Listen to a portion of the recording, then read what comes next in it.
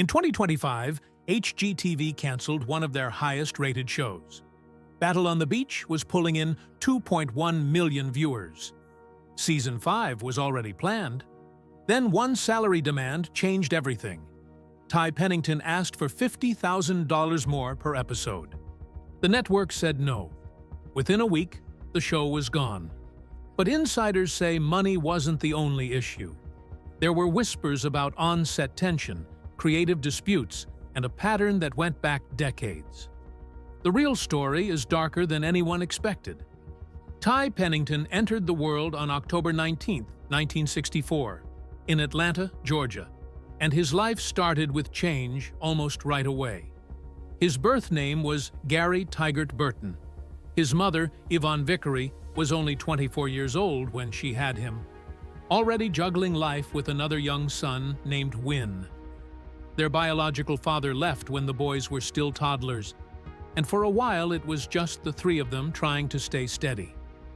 Then, when Ty was about 6, Yvonne remarried. Her new husband stepped fully into their lives and legally adopted both boys. Their last name changed to Pennington, and with that change came a feeling of starting over. Ty would later talk about having partial Cherokee ancestry on his mother's side, something passed down more as family storytelling than official record. Still, that sense of mixed roots and quiet resilience stayed with him and shaped the way he moved through the world. By the time Ty was 8 years old, his hands were already busy. He helped his stepfather build shelves in the garage, learning how wood felt, how tools sounded, how patience mattered. He started collecting scraps from junkyards and leftover sites, testing what could be reused instead of thrown away. Then, at 12, he and his friends decided to build something big.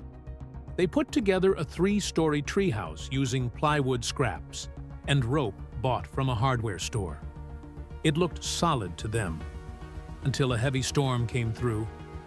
The treehouse collapsed. Instead of giving up, Ty remembered the lesson. Strength mattered. Balance mattered. Safety mattered. From that point on, his friends saw him as the kid who could fix things, even when money was tight and materials were limited. Money stayed tight for a long time. Growing up was not easy. Yvonne worked multiple jobs as a seamstress and waitress, often coming home late at night, exhausted. At just 10 years old, Ty started mowing lawns for neighbors to help bring money into the house. That led to landscaping jobs, then basic construction work. Little by little, he learned how labor could turn into survival. Later, he would say that for young men with limited resources in America, the choice often comes down to service work or manual labor. For him, construction became a bridge.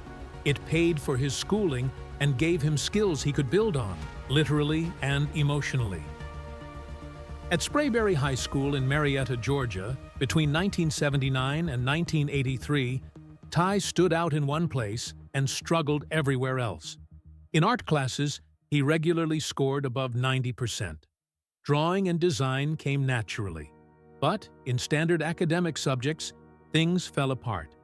He did not yet know he had ADHD and dyslexia. He could not sit still. He could not focus the way others did. Instead of taking notes, he filled the margins of his notebooks with furniture sketches and architectural ideas. His school allowed multiple art electives each semester, and Ty took full advantage. By the time he graduated in 1983, he had completed over 20 credit hours in art-related coursework. Teachers praised his creativity even while his grades in other subjects stayed low. Those years taught him that learning did not have to look normal to be real. After high school, he enrolled at Kennesaw State University in 1983 as an art and history major. Life became a constant cycle of work and school. He landscaped during the day and attended night classes. Within months, he was operating backhoes and dump trucks, skills most students never touched. By his sophomore year, he was earning up to $12 an hour. a strong wage for landscaping in Georgia in the early 1980s. His professors noticed that he stayed deeply engaged during lectures and studio work, even though traditional exams continued to trip him up. What mattered more was that his hands were learning what books could not teach. Design had to work in the real world.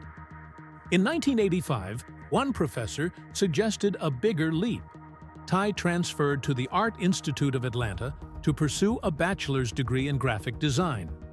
To pay for it, he took on cabinetry and carpentry jobs, learning advanced techniques like dovetail joints. By 1989, he graduated, having paid nearly all his tuition through construction gigs that sometimes paid between $15 and $20 an hour. Along the way, in 1988, he built a handcrafted oak coffee table using dovetail joints. He spent around 40 hours on it, cutting each joint by hand. A local cafe in Marietta bought it for $200. That moment stuck. It proved that he could survive without a traditional 9-to-5 job. After graduation in 1989, Ty was offered a corporate graphic design position at a major Atlanta ad agency. The starting salary was $28,000 a year, well above the average at the time. He turned it down. Sitting at a desk felt wrong. Instead, he chose freelance illustration and kept working as a carpenter on the side, earning around $15 to $25 an hour. Local magazines and small businesses paid him $100 to $200 per project. It was unstable, but it felt honest. He was building a life that allowed movement.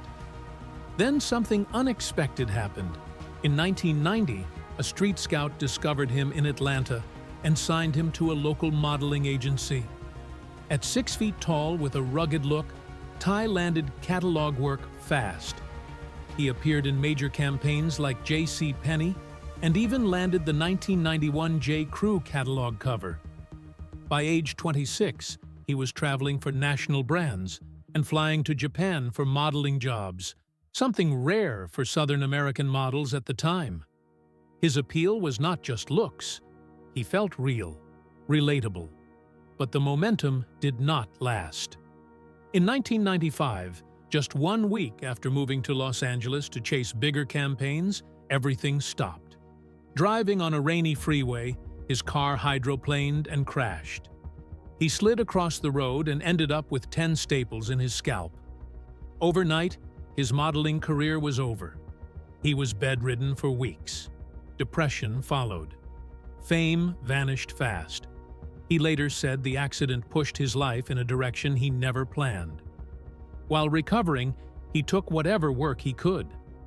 That same year, he worked on the set of Leaving Las Vegas. He served as a production assistant and later appeared as a bartender during reshoots, improvising lines alongside Nicolas Cage. The job paid $500 for 2 days.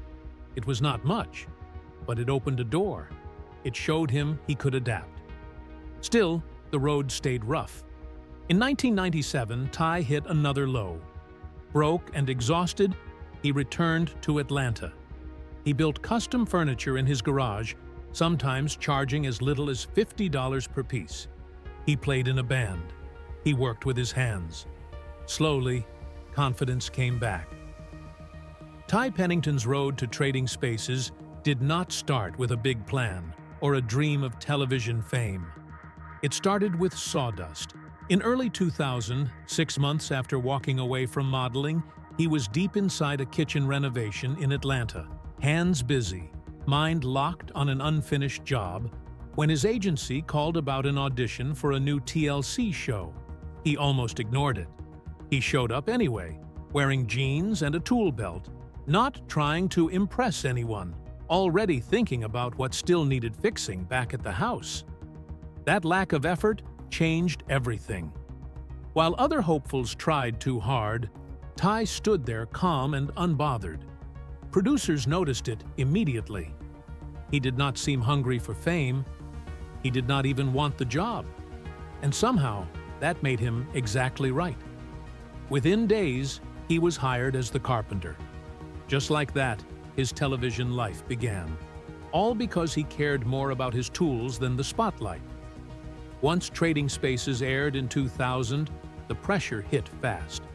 The show ran on a brutal 48-hour deadline, and every decision had consequences.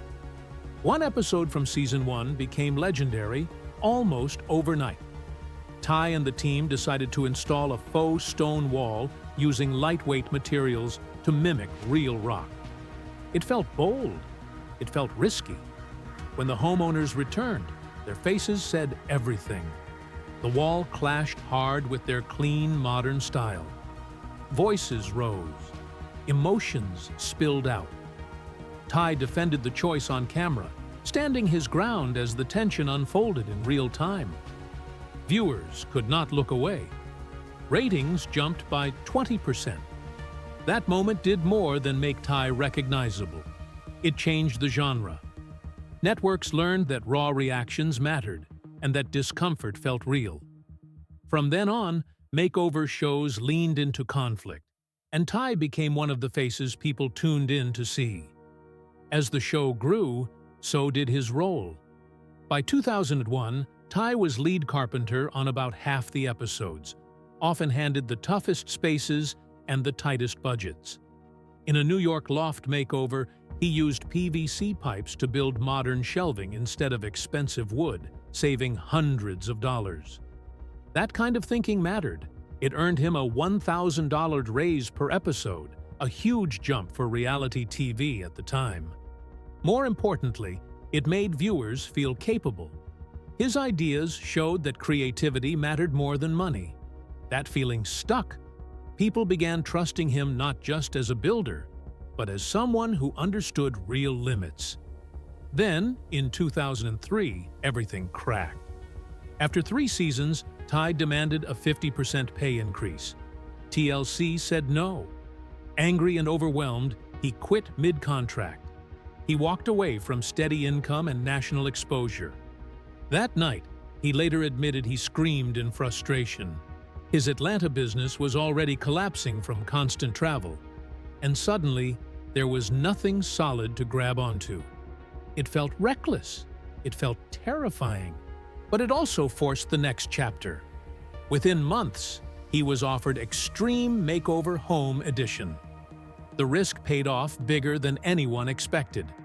When the show premiered in December 2003, Ty stepped into a role that pushed him beyond design. The debut episode followed a 7-day rebuild of a flood-damaged Texas home for a paralyzed U.S. Army veteran. More than 100 volunteers worked non-stop. Ty led everything, from tearing out contaminated rooms to installing a complex hydraulic wheelchair ramp. The work was intense. The emotions were heavier. 12 million people watched. Families cried. Crews collapsed from exhaustion. That first reveal locked the show into American culture and locked Ty into the role of leader, not just host. In 2004, one episode changed how people saw him. The team rebuilt a home for a family of cancer survivors and added a custom treehouse designed as a safe escape for the children. Inside it, they hid storage for medical supplies, so the kids would not be reminded of treatment every time they played. The care behind that decision hit hard. Viewers felt it. The episode became one of the most watched of the series and earned Ty his first primetime Emmy. From that point on, he was no longer just a loud builder on TV. He became a symbol of hope and community effort. Not every project was uplifting. By 2006, the team faced one of their most dangerous builds in Northeast Philadelphia. The home was filled with asbestos and housed a family raising orphaned grandchildren after losing their parents. The crew wore hazmat suits. Walls were torn down carefully. Contaminated sections were demolished live on air. The risk was real. Seeing Ty in that environment shocked viewers and brought attention to dangers hidden inside older homes. That episode stayed with people long after it aired. Away from television, Ty tried to turn fame into business. In 2005, he and his girlfriend Andrea Bach launched Jackson, a furniture line inspired by his renovation work. Modular sofas and toolkits sold through the Jackson House Gallery. In the first year, the company made $500,000. Designs like the ADHD series drew attention fast, but success cracked behind the scenes. In July 2007, gallery owner Melissa Ross filed a lawsuit in Los Angeles Superior Court, claiming Ty and Bach pushed her out using forged contracts and demanded nearly $4 million in damages. The case dragged on, headlines followed, and the business collapsed. The lawsuit was eventually dismissed, but Jackson was finished, and the damage lingered. That same year brought another blow.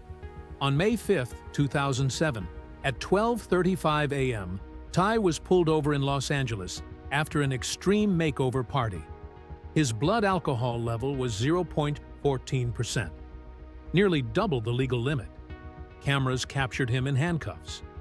He posted $5,000 bail and faced 2 misdemeanor charges. In court, he pleaded no contest and received 3 years of probation, a $2,500 fine, 90 days of alcohol education, and a mandatory Mothers Against Drunk Drivers meeting. His apology was public and direct. He admitted fault. He said he should have taken a cab. That moment nearly ended his career, but owning it openly helped him survive it. After November 2007, when the lawsuit was dismissed and Jackson fully collapsed, Ty shifted direction. He moved toward solo endorsements and collaborations, including work with Howard Miller Furniture, selling celebrity-inspired pieces for around $2,000 each. He leaned into public speaking, sobriety advocacy, and guest appearances. The scandals never fully disappeared, but he kept moving. His story became less about perfection and more about rebuilding after damage. After Extreme Makeover Home Edition ended in 2012, Ty Pennington found himself at a strange crossroads. For years, he had lived inside non-stop builds, countdown clocks, and emotional reveals, and suddenly, that rhythm was gone. He did not slow down, though. Instead, he pivoted. In 2013, he joined HGTV's Rock the Block, stepping into a hosting role that felt different from anything he had done before. At first, it was a quiet transition, but everything changed when the show reinvented itself in 2019. That season introduced outdoor kitchen challenges powered by solar energy, and the pressure was immediate. Teams had just 48 hours to design and build full outdoor kitchens from scratch. Creativity had to move fast. Money had to stretch far. Each space demanded at least $25,000 in upgrades, from custom cabinetry to high-end appliances. The premiere episode hit hard. Ratings jumped 23%, and more than 1.8 million people watched live. Judges added even more tension by offering a $10,000 bonus for the smartest use of sustainable energy, a feature that was later installed in a local community center. When the episode aired, social media exploded. The hashtag #SolarKitchen trended for 3 straight days, turning a design challenge into a cultural moment. By the time Ty officially launched as host in Season 2 in 2021, his impact was already locked in. That same instinct to rebuild and revive pulled him toward food television a few years earlier. In 2015, Ty moved to Food Network with American Diner Revival. The mission was simple but heavy: save struggling diners before they disappeared forever. One project stood out more than most. It was a 1950s diner in Pilsen, Illinois, sitting quietly in Chicago with fading neon and dwindling revenue. Ty leaned into its history. Original neon signs were restored. Vinyl booths came back. The kitchen was rebuilt from the ground up. Alongside Chef Amanda Freitag, the menu was modernized with artisanal burgers and fresh milkshakes while still respecting the soul of the place. The episode aired on November 23, 2015. Before the renovation, the diner made about $50,000 a year. After reopening just 10 days after filming wrapped, revenue climbed to $300,000 annually. The renovation cost $85,000, covered by Food Network and local investors, and it worked. Across 22 episodes from 2015 to 2016, the show averaged 1.5 million viewers per episode. More importantly, it became a blueprint for saving small businesses that were running out of time. Not every chapter stayed smooth. In 2025, HGTV stunned viewers by canceling Battle on the Beach after only 4 seasons. The show had been growing. Season 4 pulled in 2.1 million viewers per episode, its strongest performance yet. Ty had been mentoring teams as they built beach bungalows using hurricane-proof windows and sustainable materials, and the stakes kept rising. Behind the scenes, tension grew.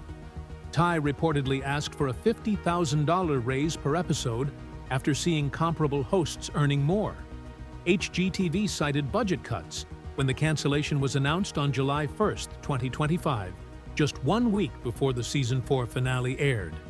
Insiders said the salary dispute played a major role. Each season cost about $1.3 million to produce, much of it spent importing hurricane-resistant materials from Florida. Fans were blindsided, and the sudden drop turned the show into one of HGTV's most controversial decisions in years. Still, Rock the Block kept climbing. In 2024, Season 6 raised the bar again. Ty directed a $100,000 backyard oasis project in Grantsville, Utah, complete with infinity pools, fire pits, and a custom outdoor kitchen. Everything had to be finished in under 3 weeks.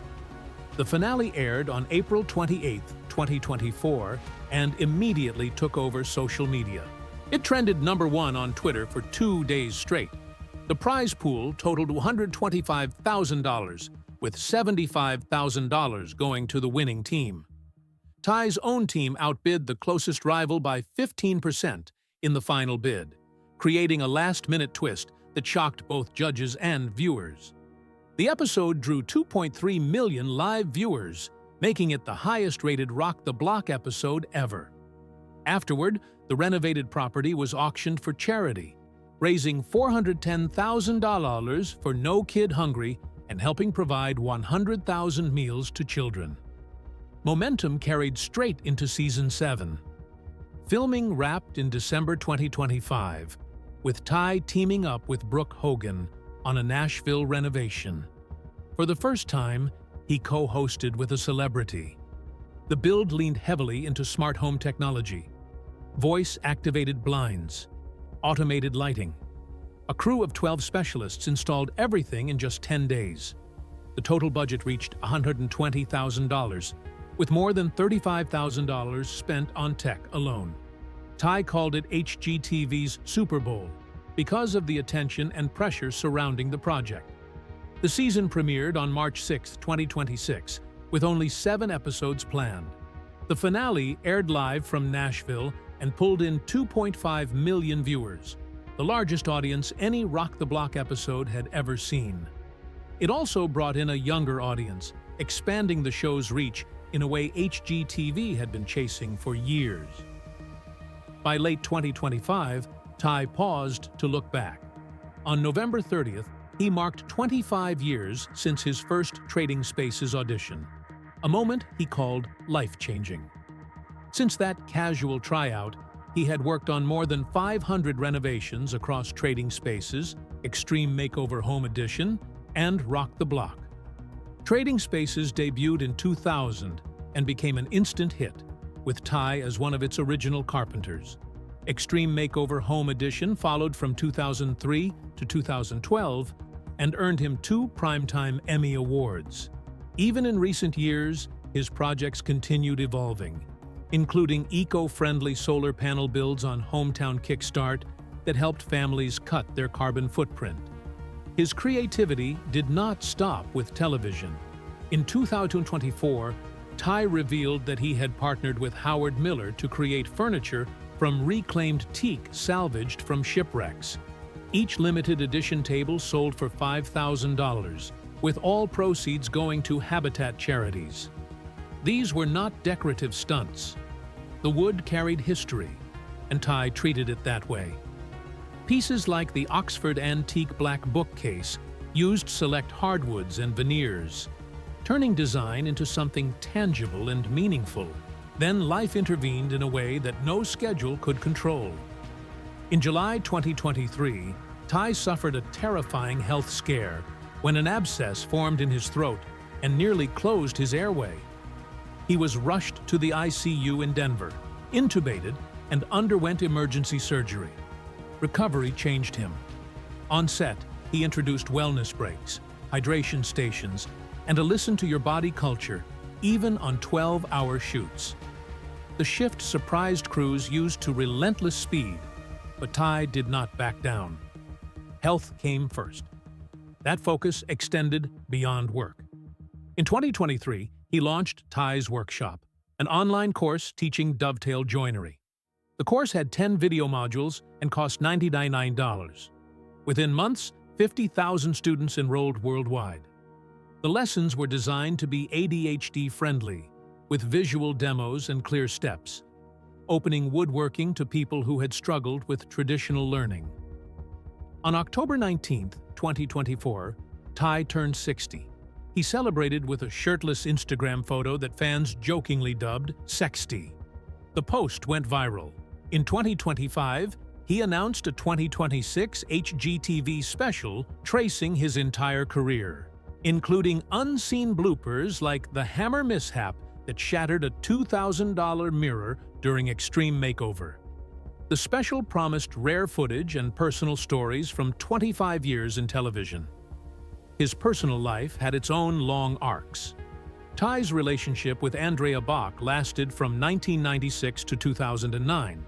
She was his partner, assistant, and manager. They never married. In a 2008 interview, he said they were a team.